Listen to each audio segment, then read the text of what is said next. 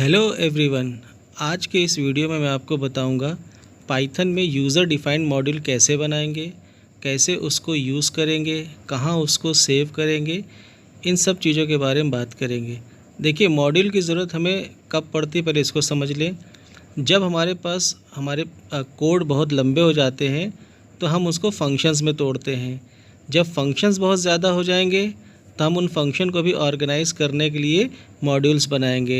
इसी तरीके से जब मॉड्यूल्स बहुत ज़्यादा हो जाएंगे तो हम रिलेटेड मॉड्यूल्स को उठा के एक पैकेज में डालेंगे। तो ये कुछ हायरार्की होती है। आइए शुरू करते हैं। देखिए, पाइथन मॉड्यूल क्या है। पाइथन मॉड्यूल एक सिंपल पाइथन की ही फाइल है जिसका एक्सटेंशन भी .py ही होगा। और इस मॉड्यूल में हम रखेंगे क्या, वो सारे कोड रखेंगे जो हमें रीयूज़ करने। जैसे हम इसमें फंक्शंस डाल देंगे, इसमें वेरिएबल्स को स्टोर करेंगे, क्लासेस को स्टोर करेंगे और स्टेटमेंट्स को स्टोर करेंगे। तो बहुत सारी चीज़ें हम जिन भी चीज़ों को हम अलग अलग जगह पर रीयूज़ करना चाहते हैं उनको हम लोग पाइथन के मॉड्यूल में स्टोर कर देंगे। मेनली फंक्शंस ज़्यादा इसमें रखे जाते हैं, बाकी वेरिएबल्स, क्लासेस जैसे आपकी रिक्वायरमेंट है वो आप उसमें रख सकते हो। तो मॉड्यूल बेसिकली क्या करता है, मॉड्यूल आपके एक बड़े प्रोग्राम को कई सारे पार्ट्स में क्या करेगा, तोड़ देगा, जिसमें हर एक मॉड्यूल एक इंडिविजुअल कंपोनेंट होगा जो कहीं पर भी यूज़ करना चाहे हम उसको यूज़ कर सकते हैं। तो इसका मतलब है कि module is act of partitioning a programme into individual components is called modularity. Module करता क्या है, देखिए, मॉड्यूल आपके प्रोग्राम की कॉम्प्लेक्सिटी को कम कर देता है। सारी चीज़ें एक साथ ना होकर के सब अलग अलग यूनिट्स में बटी रहेंगी और फिर इसको हम कहीं पर भी किसी भी प्रोग्राम में यूज़ करना चाहें उसको दोबारा क्रिएट किए हुए तो हम इसको आसानी से यूज़ कर सकते हैं। ये हमारे मॉड्यूल के एडवांटेजेस हैं। अब आगे बढ़ते हैं इसमें हम लोग। अब मॉड्यूल में रखते क्या क्या है, एक बार उसका स्ट्रक्चर फिर से समझ लेते हैं। देखिए, यहाँ पर भी वही बताया गया कि पाइथन मॉड्यूल एक सिंपल नॉर्मल पाइथन फाइल है जिसका एक्सटेंशन .py होगा। इसमें क्या क्या चीज़ें रखेंगे फिर से यहाँ पे बताया जा रहा है कि वेरिएबल है, कॉन्स्टेंट्स है, क्लासेस हैं, ऑब्जेक्ट्स हैं, स्टेटमेंट्स हैं और फंक्शंस हैं। तो ये सारी चीज़ें हम लोग अपने पाइथन के मॉड्यूल में स्टोर कर सकते हैं। अब इस डायग्राम से अगर हम देखें तो हम कोई भी मॉड्यूल या जो भी मॉड्यूल बना हुआ है वो मॉड्यूल अपने अंदर तो जो चीज़ें रखेगा वो तो रखेगा ही, साथ ही साथ दूसरे मॉड्यूल को भी अपने अंदर इंपोर्ट कर सकता है। मान लीजिए मैं एक मॉड्यूल बना रहा जिसमें मुझे मैथ की ज़रूरत है तो मैं मैथ मॉड्यूल को इंपोर्ट कर लूँगा। ऐसे ही हर मॉड्यूल दूसरे मॉड्यूल को इंपोर्ट करके अपने अंदर यूज़ कर सकता है। मॉड्यूल की बेसिकली दो कैटेगरी है, बिल्ट इन यानी इनबिल्ट और यूज़र डिफाइंड। इनबिल्ट में मैथ, रैंडम, नमपाई ये सारे आपके बने बनाए मॉड्यूल्स हैं। और आज के सेशन में मैं बताऊंगा कि हम अपने यूज़र डिफाइंड मॉड्यूल्स को कैसे बनाएंगे और कैसे यूज़ करेंगे। देखिए, मॉड्यूल बनने के बाद आपको उसे यूज़ करना है। तो यूज़ करने के लिए आपको उस मॉड्यूल को किसी भी प्रोग्राम में या कहीं पर भी उसे इंपोर्ट करना पड़ेगा। तरीका बहुत सिंपल है, इंपोर्ट और मॉड्यूल का नाम। जैसे हमने लिखा इंपोर्ट मैथ, यानी तो मैथ मॉड्यूल पूरा इंपोर्ट हो गया है। अब हमें इसको जब भी यूज़ करना होगा, देखिए इंपोर्ट मैथ, और इसके अंदर का हमें एक फ़ंक्शन स्क्वायर रूट कॉल कर रहे हैं तो math.sqrt फंक्शन के नाम के साथ हमेशा मॉड्यूल का नाम आपको जोड़ना है अगर इस तरीके से आप इंपोर्ट कर रहे हैं तो। दूसरा तरीका है फ्रॉम के थ्रू। जब हमें किसी मॉड्यूल के इंडिविजुअल फंक्शंस को ही इंपोर्ट करना, सबको इंपोर्ट नहीं करना है, तो फ्रॉम मैथ इंपोर्ट sqrt। आप दूसरे भी कर सकते, कॉमा करके, लॉग, ऐसे जो भी फंक्शंस आप करना चाहें। इस तरीके से जब आप करेंगे तो आपको फंक्शन के नाम के साथ आपको मॉड्यूल का नाम लगाने की ज़रूरत नहीं पड़ती है। तो इसके पीछे की स्टोरी क्या है, इसके पीछे की स्टोरी है नेम स्पेसेस का कॉन्सेप्ट आता है। नेम स्पेस क्या होता है कि जो हमारा प्रोग्राम होता है उसको एक लॉजिकल नेमिंग दी जाती है। जैसे हम जो भी प्रोग्राम, मेन प्रोग्राम लिखेंगे उसका एक नेम स्पेस बनेगा। जब किसी मॉड्यूल को इंपोर्ट करेंगे तो उसका भी एक अलग नेम स्पेस बनेगा। तो जब हम इंपोर्ट मैथ लिखते हैं, इस तरीके से इंपोर्ट करेंगे तो इसका एक नया नेम स्पेस क्रिएट होगा। तो हमारे मेन नेम स्पेस में हमें इसे यूज़ करना है।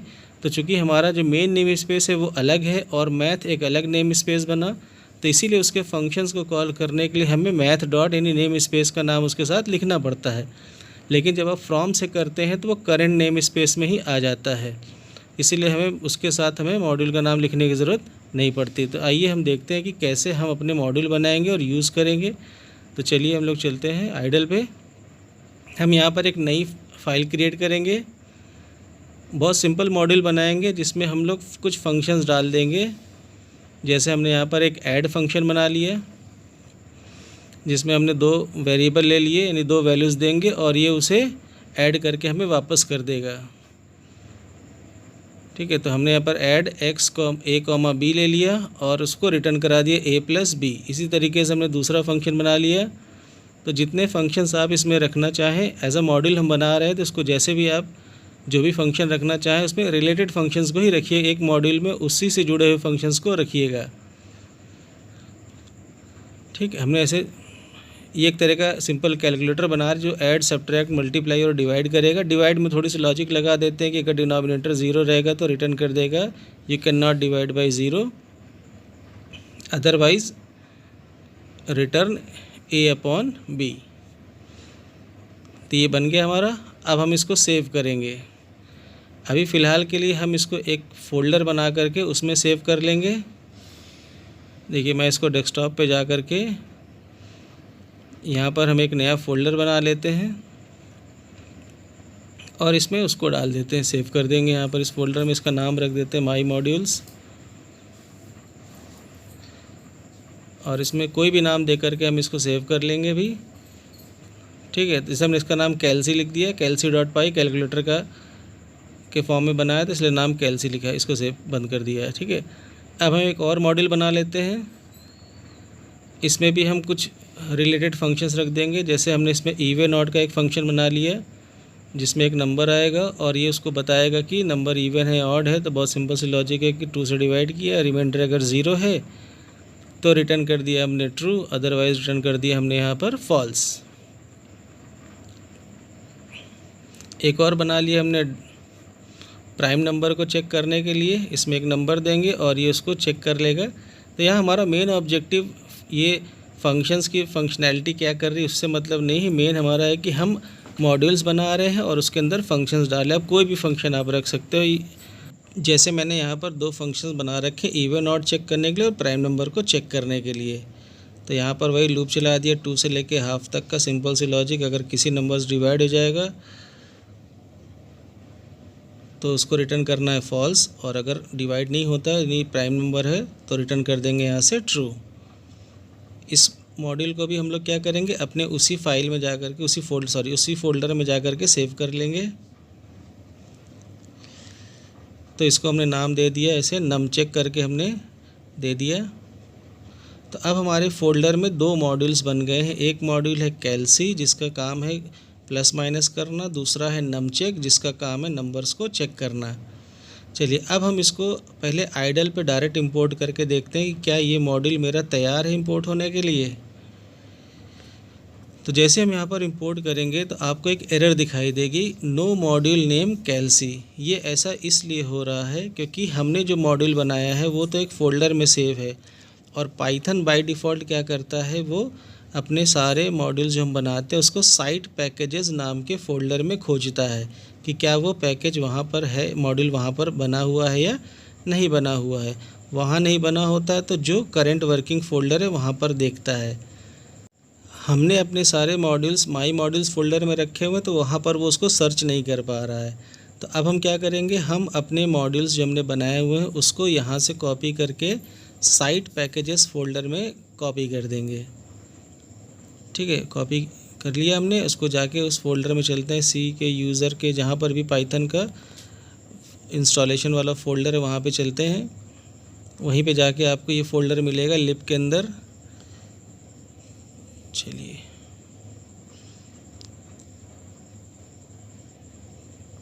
ये देखिए साइट पैकेजेस फ़ोल्डर आ गया। अब इसमें हम उन दोनों फाइलों को पेस्ट कर देते हैं। ये दोनों फाइलें यहाँ पर आ गई साइट पैकेजेस में। अब हम जा कर के अपने आइडल पर इसको इंपोर्ट करके देखते हैं कि क्या ये इंपोर्ट हो रहा है या नहीं हो रहा है। ठीक है, इंपोर्ट करते हैं। अब आप देखिए ये आसानी से इंपोर्ट हो गया क्योंकि साइट पैकेजेस फ़ोल्डर में मिल गया।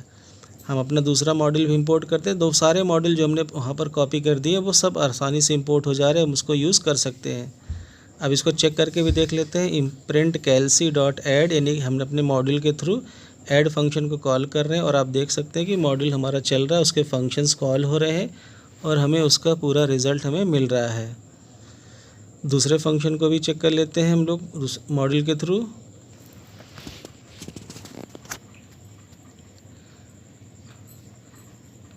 Print num check dot even odd, यहाँ से कोई नंबर दे देते हैं तो यहाँ से ट्रू मिल रहा है, यानी फंक्शन हमारा चेक करके बता रहा है कि 20 जो है इवन है, क्योंकि ट्रू बता रहा है, इसका मतलब वो इवन वैल्यू आ रही है। बाकी तो प्रोग्रामिंग लिख करके इफ़ के थ्रू हम लोग अपना यूज़र डिफाइंड मैसेज दिखा सकते हैं। एक प्रोग्राम लिखते हैं, उस प्रोग्राम में भी इसको यूज़ करके देखते हैं। हमने इसको इंपोर्ट कर लिया, इंपोर्ट नमचेक एज NC। यहाँ पर हम एक नंबर ले लेते हैं, यूज़र से पूछ लेते हैं एंटर एनी नंबर। ध्यान रखिएगा कि हमारे दोनों मॉडल इस समय साइट पैकेजेस में पड़े हुए हैं, तो इसका मतलब है कि वहाँ से आसानी से यूज़ हो जाएंगे। अब हमने यहाँ पर फंक्शन कॉल कर लिए इवन ऑड, तो वहाँ से ट्रू आएगा तो प्रिंट कर देगा इवन, और वहाँ से फॉल्स आएगा तो प्रिंट कर देगा ऑड। ठीक है, तो ये हमने अपना एक फंक्शन कॉल कर लिया। अब इसी में ही हम दूसरा फंक्शन भी कॉल कर लेते हैं कि इफ़ NC डॉट प्राइम, यानी इसी नंबर को हम लोग प्राइम चेक में भी पास कर देते हैं, जो नंबर इनपुट कराया है। अगर वहाँ से ट्रू आएगा तो प्रिंट कर देगा प्राइम, और वहाँ से फॉल्स आएगा तो प्रिंट कर देगा कंपोजिट। ठीक है, अब इसको हम रन करते हैं। अब आप इस फाइल को कहीं भी सेव कर लीजिए, वो एक्सेस हो जाएगा, क्योंकि साइट पैकेजेस फोल्डर में है तो एक्सेस हो ही जाएगा वो। हम उसको पाइथन के ही फोल्डर में सेव कर देते हैं इस फाइल को।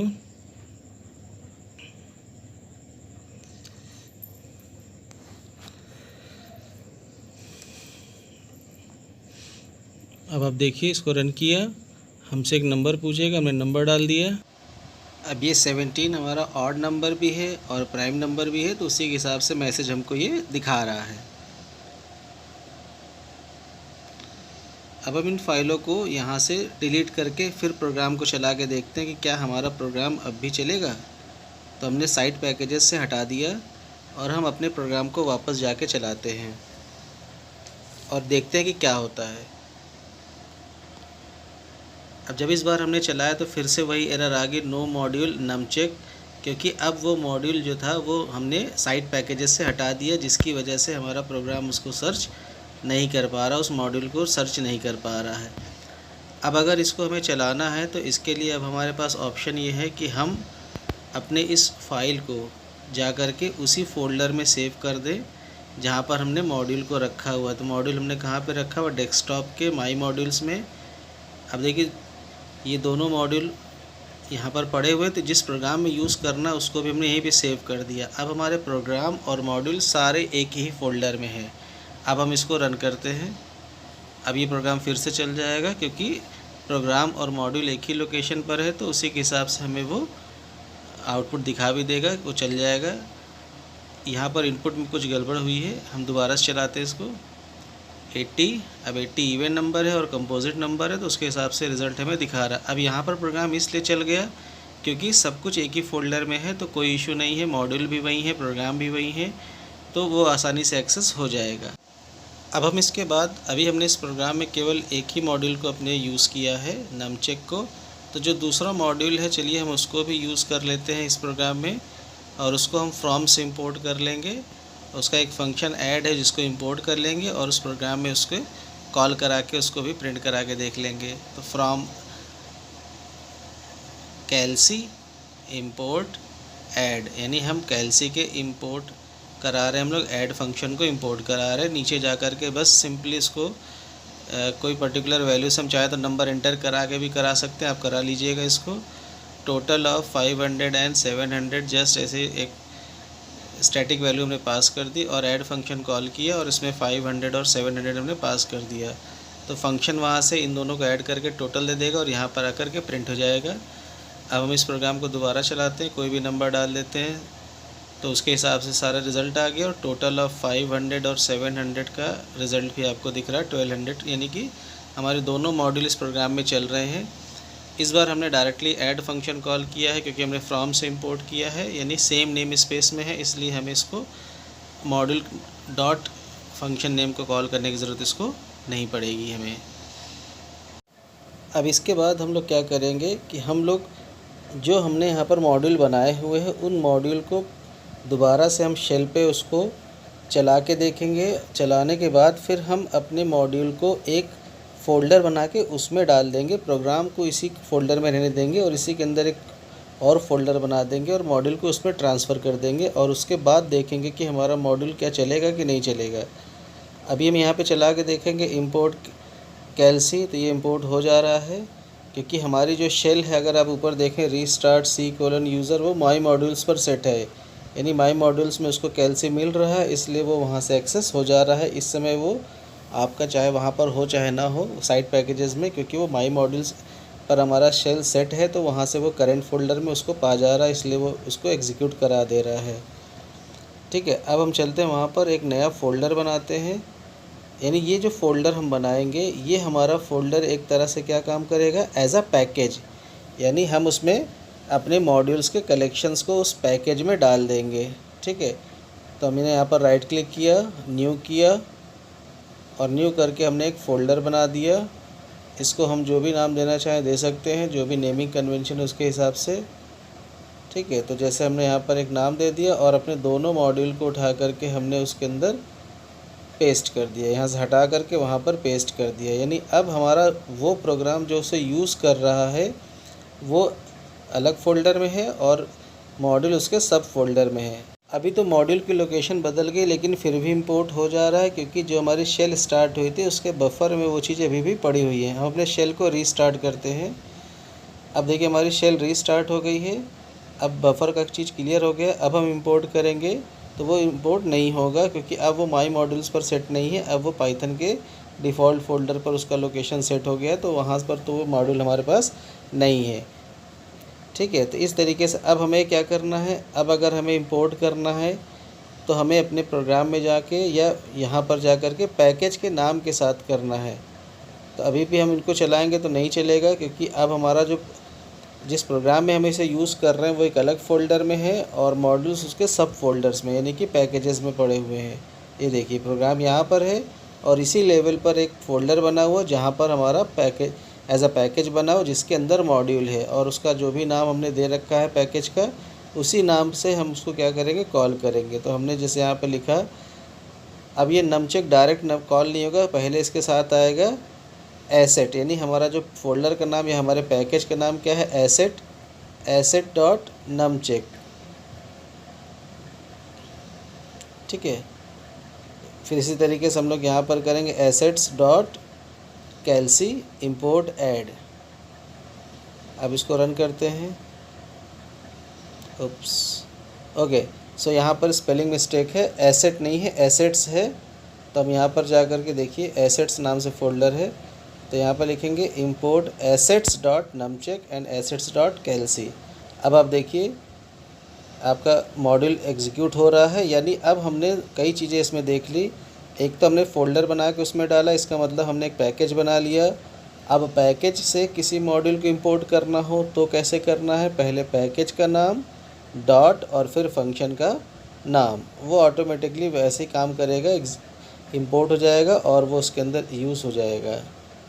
तो इस तरीके से हम पैकेज को इंपोर्ट करा सकते हैं, पैकेज के अंदर के मॉड्यूल्स को इंपोर्ट करा सकते हैं, मॉड्यूल के अंदर के फंक्शंस को इंपोर्ट करा सकते हैं। अगर पैकेज को भी हर जगह से एक्सेस चाहते हैं तो उसको साइड पैकेजेस में डाल दीजिए, वो हर जगह से एक्सेस होना शुरू हो जाएगा। तो इस तरह आज हमने देखा कि हम अपने यूज़र डिफाइंड मॉड्यूल्स कैसे बनाएंगे, कैसे उसको हर जगह से एक्सेस कराएंगे, और अगर हम मॉड्यूल और प्रोग्राम को एक ही फ़ोल्डर में रखेंगे तब भी वो चलेगा, लेकिन हर जगह से एक्सेस चाहिए तो साइड पैकेजेस हम उसको डाल देंगे। हम अपने मॉड्यूल्स को उठा के पैकेजेस में रख सकते हैं, फिर पैकेजेस को भी इंपोर्ट करा सकते हैं, और अगर पैकेज को भी चाहते हैं हर जगह से एक्सेस हो तो उसे भी साइड पैकेज में डाल के उसको हम एक्सेस करा सकते हैं। तो ये सारी चीज़ें आज हमने जो बताई, आई होप कि आप सबको समझ में आ गया होगा। आप अपने सजेशंस कमेंट बॉक्स में डाल सकते हैं। मिलते हैं अगले वीडियो में एक नए टॉपिक के साथ, तब तक के लिए गुड बाय।